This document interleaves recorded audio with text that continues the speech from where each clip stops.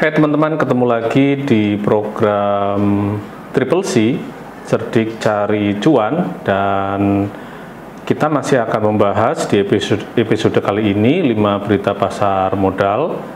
Dan kali ini saya bersama salah satu investor muda sekaligus mahasiswa via UB, Mas Ahmad Fahmi. Mas Fahmi, apa kabar?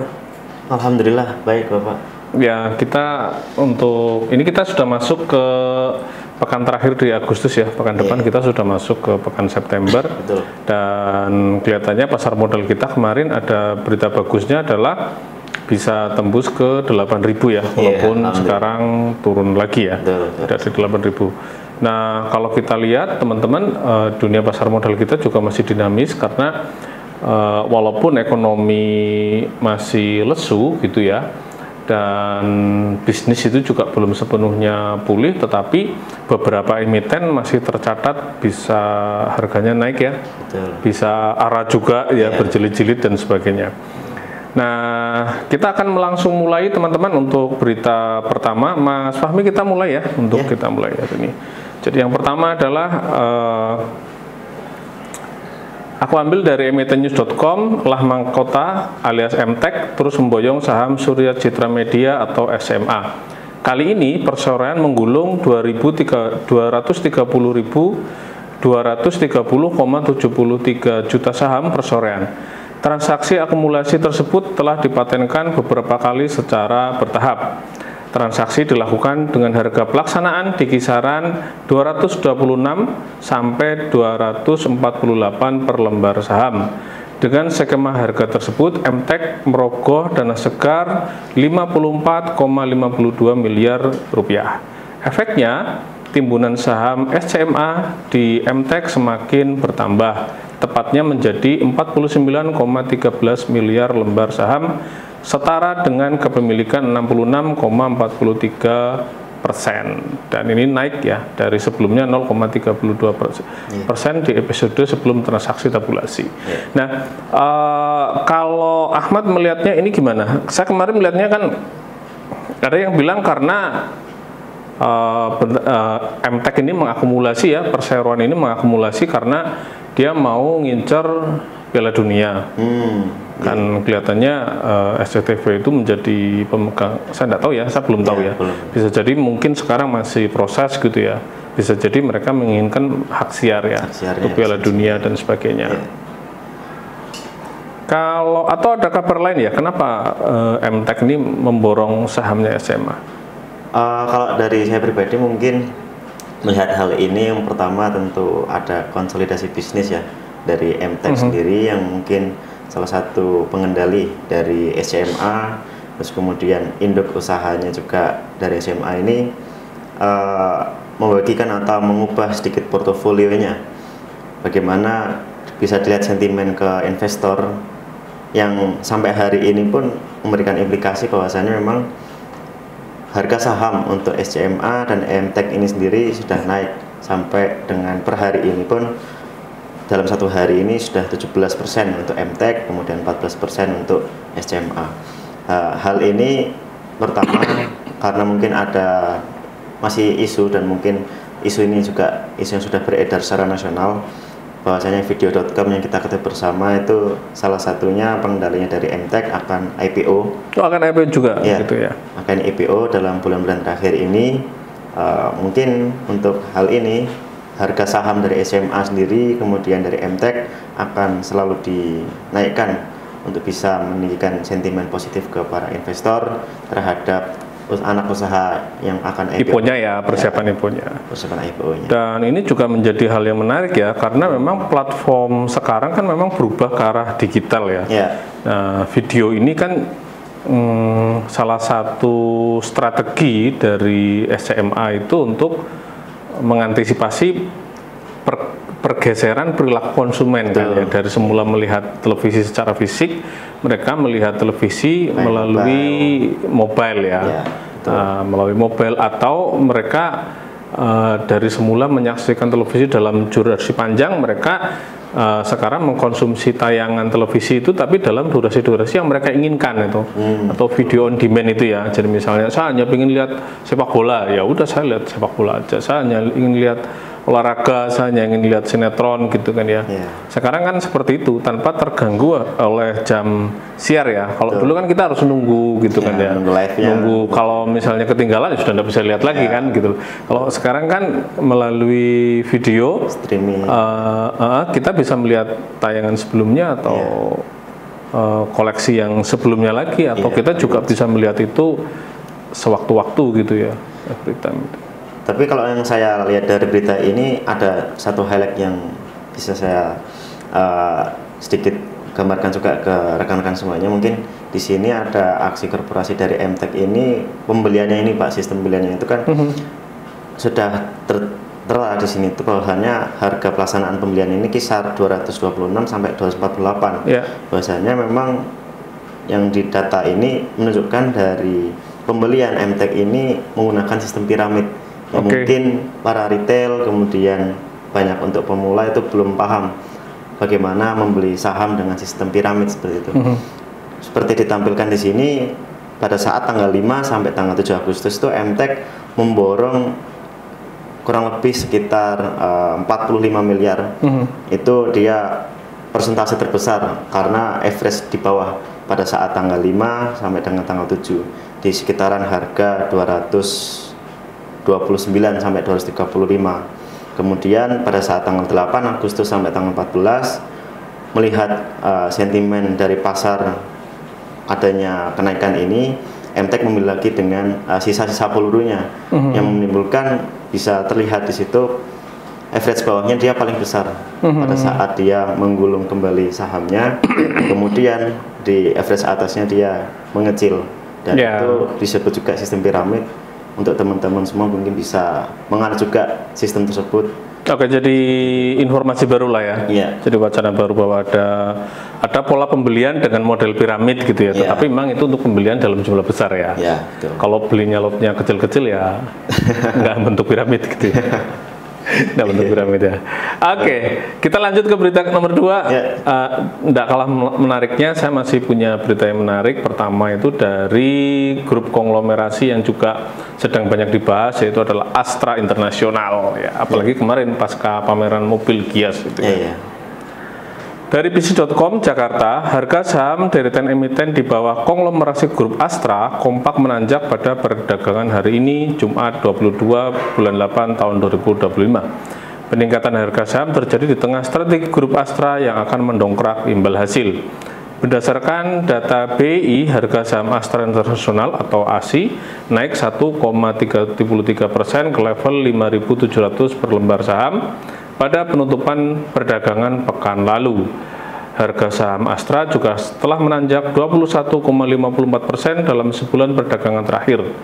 Saham Astra kokoh di zona hijau, naik 16,33% sepanjang tahun berjalan year to date atau sejak perdagangan perdana tahun 2025.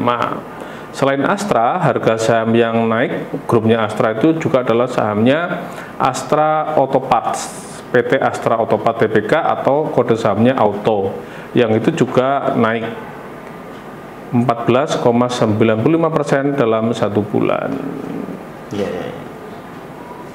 Menarik. Iya. Padahal kemarin-kemarin kan nyungsep. Nyungsep. Kita membacanya gimana, Mat, ini, Mat?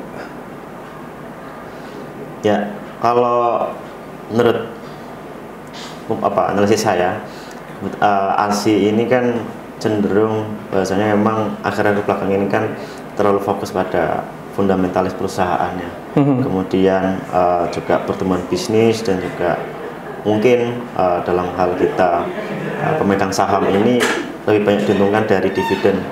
Yang memang terkenal ASI salah satu membagi dividen, high dividen lah, masuk konsisten, tahun 2 kali gitu kan, dan angkanya juga lumayan gitu.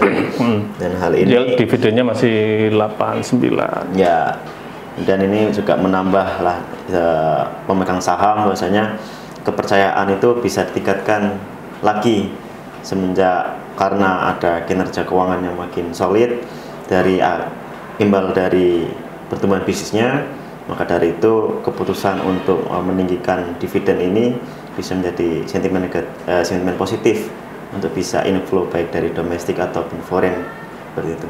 Oke, baik teman-teman, jangan kemana-mana. Saya masih punya 3 berita lagi, tetap di Triple C, cerdik cari cuan.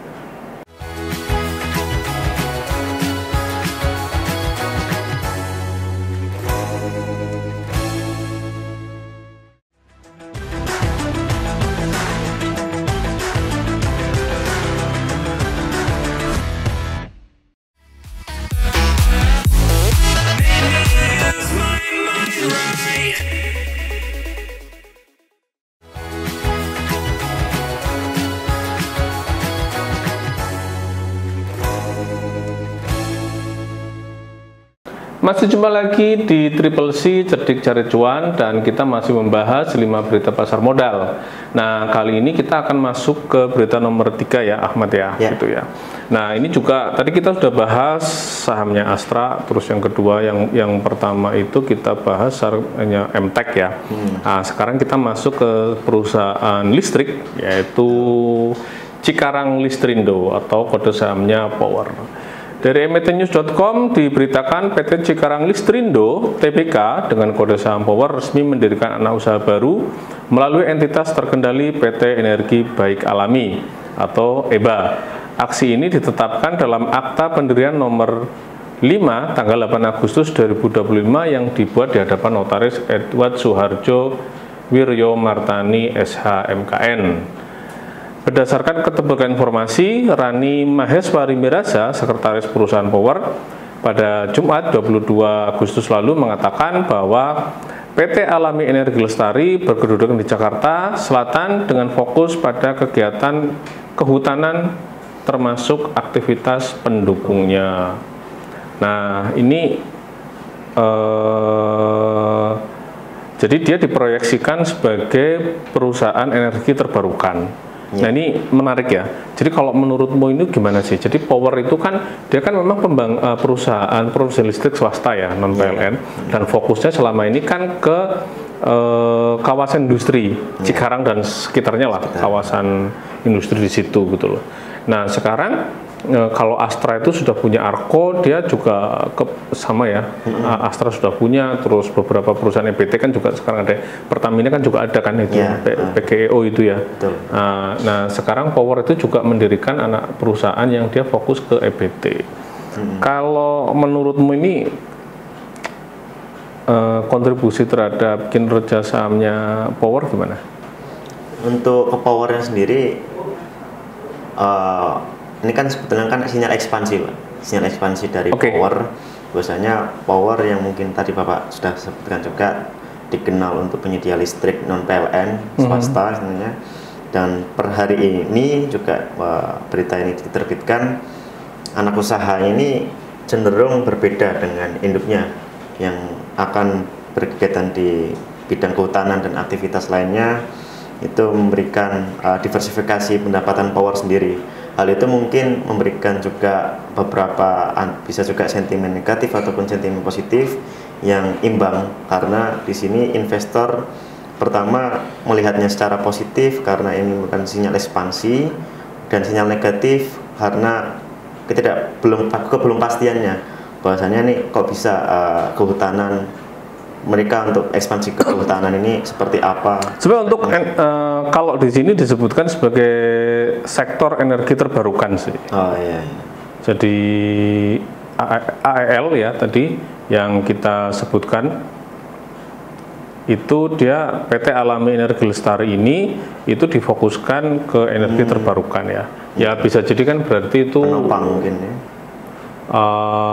Karena memang lokasinya kali di hutan kali. Oh iya. Terbarukan ya. Kan mungkin dia misalnya mungkin dia ngincar panas bumi atau mungkin dia membuat pembangkit listrik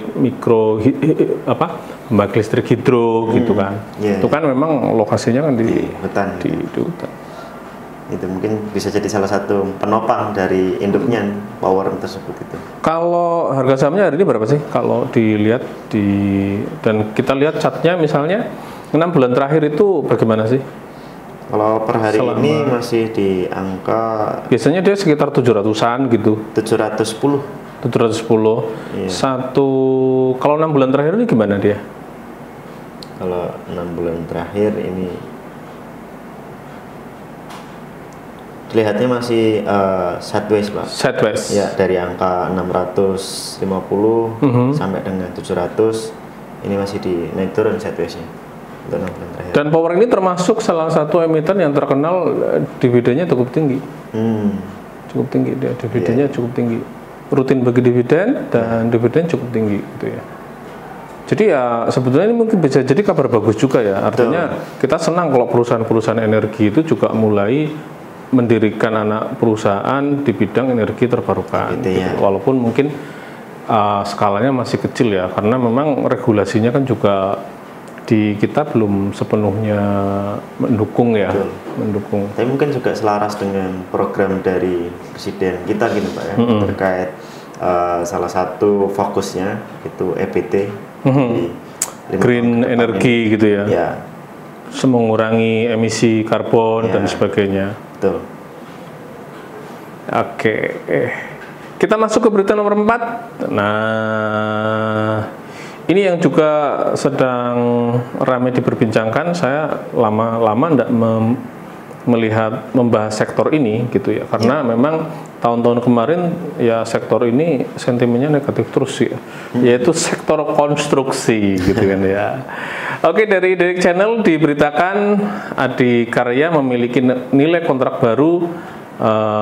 Nilai kontrak baru sejumlah emiten konstruksi terpantau turun signifikan hingga Juli 2025. PT Adikarya Persero Tbk dengan kode ADI mencatat penurunan terdalam.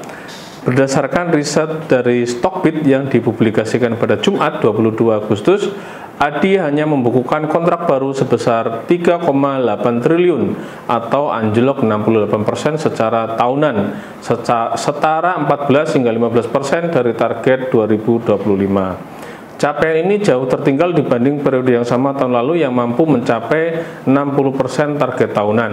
Adapun PP Persero Tbk atau PTPP mencatatkan kinerja paling baik di antara 3 emiten yang dipantau Stockbit, walaupun tetap turun tipis 10% YoY menjadi 11,8 triliun. Nah, ini kayaknya juga tahun ini masih bukan menjadi angin yang segar ya bagi perusahaan konstruksi gitu ya. Di satu sisi beberapa perusahaan konstruksi tercatat masih memiliki tingkat hutang yang tinggi. Ya, terutama yang kemarin banyak melakukan penugasan negara. Yang kedua, kita lihat tahun ini juga kontraknya menurun cukup dalam gitu loh, terutama di Karya. Dia turun 60% ya. Jadi capaiannya masih 14 hingga 15%, padahal ini kita sudah masuk ke semester kedua ya. Nah, apa sih yang terjadi dengan sektor konstruksi gitu ya? Atau karena efisiensi itu berdampak sekali ke sektor konstruksi? Mungkin karena perpindahan fokus tadi gitu Pak. Kalau mungkin kita berbicara terkait makro dari pemerintahan sekarang, perpindahan dari fokus untuk peningkatan infrastruktur pembangunan dengan peningkatan SDM ini bisa dibilang agak sedikit terbalik daripada pemerintahan sebelumnya. Ya, hal ini tentu terlihat juga bahwasanya kontrak baru dari beberapa perusahaan konstruksi ini menurun cukup banyak. Yang mungkin salah satunya ini dari ADI sendiri, Adikarya melihat juga dari pembangunan yang mungkin kemarin dikonsumsikan dari Pak Jokowi sebelum beliau turun, itu dari IKN, itu kan sangat-sangat menggenjot dari nilai perusahaan-perusahaan konstruksi. Tapi dengan pengalihan fokus di pemerintahan yang sekarang menjadi agak sedikit menurun, dan itu mungkin bisa salah satu akibatnya gitu Pak. Ya. Kalau kita lihat chartnya, ADI itu masih menarik nggak sih? Coba bisa dicat. Kita lihat hari ini tuh harganya berapa, terus 6 bulan terakhir itu sebenarnya masih turun atau naik gitu. Kalau ADI sendiri sekarang di angka 290 per lembar sahamnya. Tapi memang secara kita melihat menarik garis ke belakang, sebetulnya indikasi untuk tren bearishnya itu sudah terlihat dari beberapa hari ke belakang, mungkin 1 bulan ke belakang ya Pak ya. Dari angka per lembarnya dari 330 sampai sekarang 290. Jadi turun gitu ya? Ya, dalam Oke. Baik, kita tahan dulu ya. Dan teman-teman Triple C, kita masih punya satu berita lagi di segmen terakhir. Jangan kemana-mana, tetap di Triple C, cerdik cari cuan.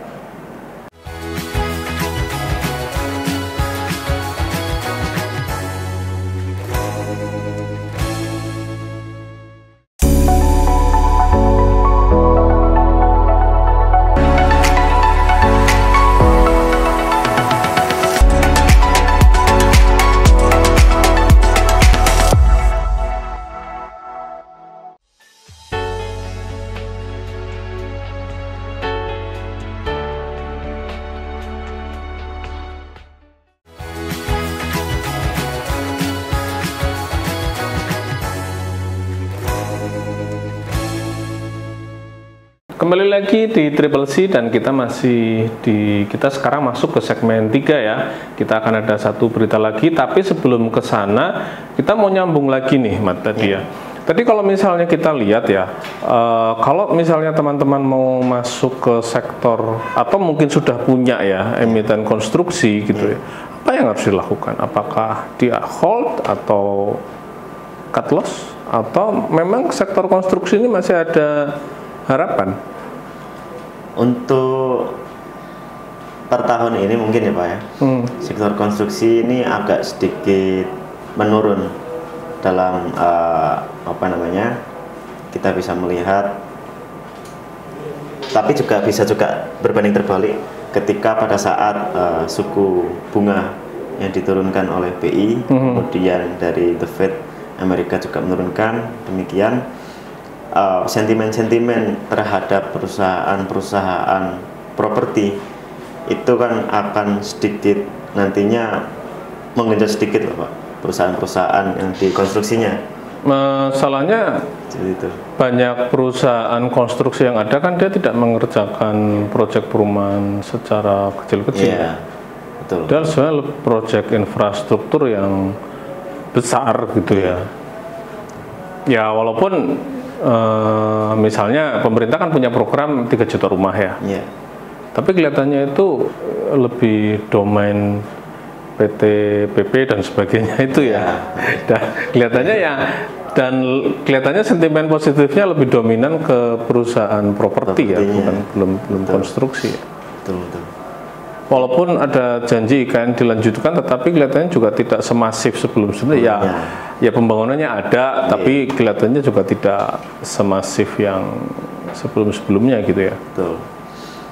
Jadi kira-kira kalau sudah ada teman-teman investor yang kadang punya gitu.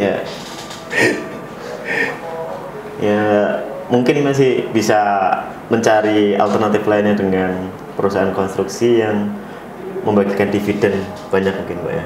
Bisa jadi ya. Seperti itu. Kalau memang semisal habitnya untuk para pemirsa ini memegang saham di sekitar konstruksi, bisa memindahkan perusahaan-perusahaan yang memang tetap dikonstruksi tetapi memang ada pembagian dividen yang jadi bisa jadi sambil menunggu harganya naik, berharapnya dari dividen ya, bukan dari kenaikan harga ya.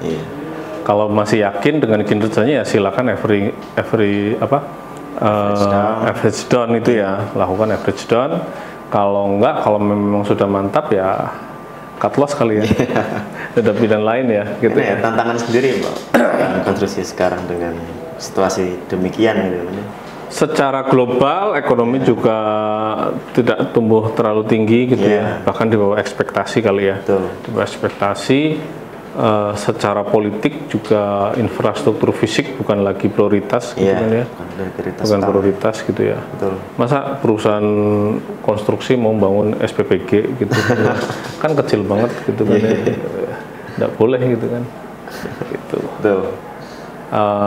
Tetapi ya pasti akan ada jalan keluar lah ya. Kita berharap teman-teman direksi di emiten-emiten konstruksi itu bisa punya jalan keluar ya, untuk mengelola kinerja perusahaannya semakin bagus ya. Kita berharapnya seperti itu ya.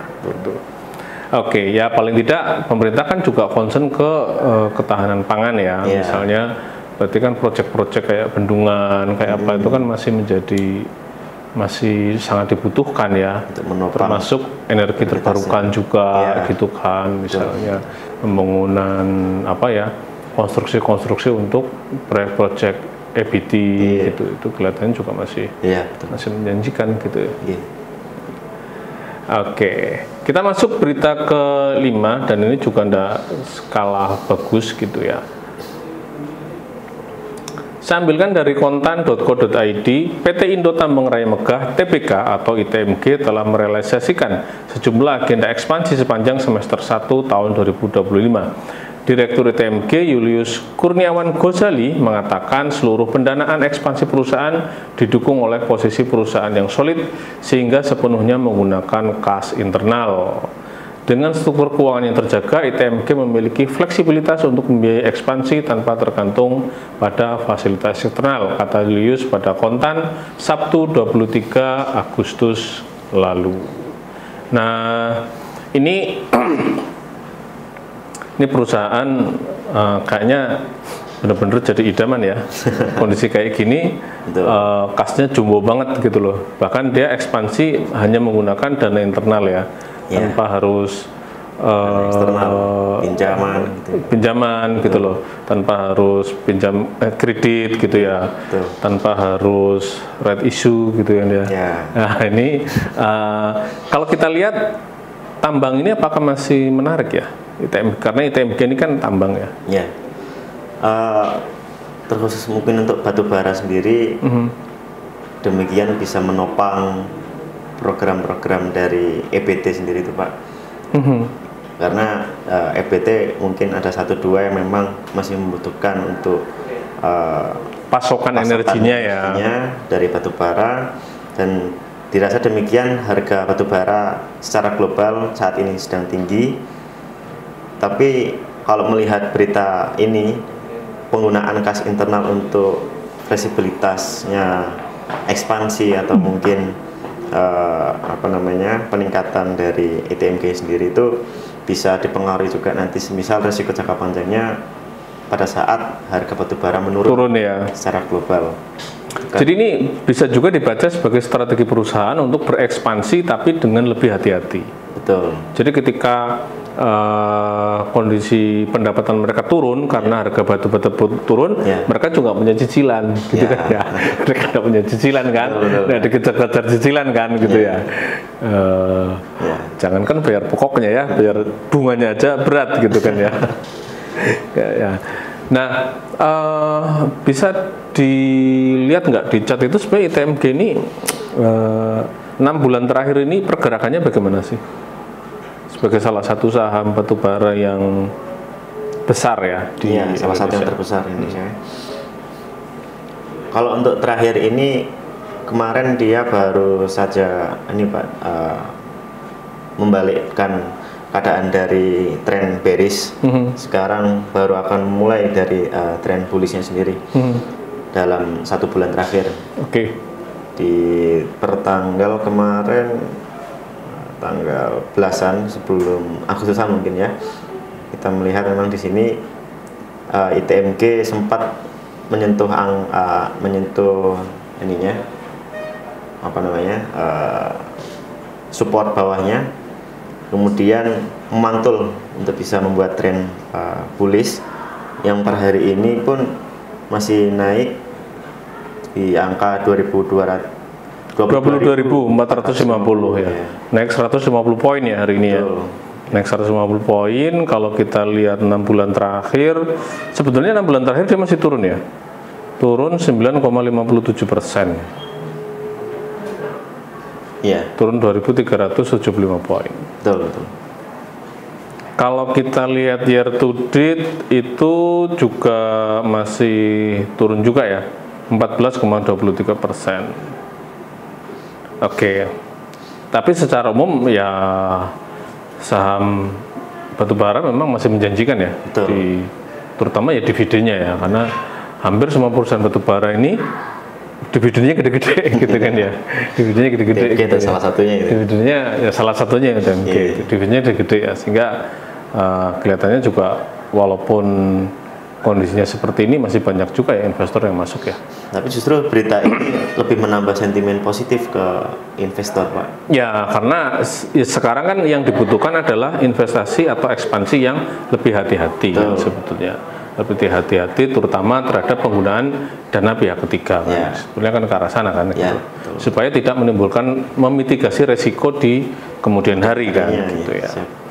Oke, Ahmad, terima kasih atas waktunya, terima kasih ya atas kesempatannya untuk ngobrol-ngobrol kita di Triple C ya. Baik teman-teman, demikian tadi sudah kita ulas 5 berita pasar modal terkini. Saksikan terus Triple C, cerdik cari cuan di UB TV. Jangan lupa subscribe, like, dan komen agar akun kami semakin bagus. Terima kasih, sampai jumpa lagi di episode berikutnya. Triple C, cerdik cari cuan.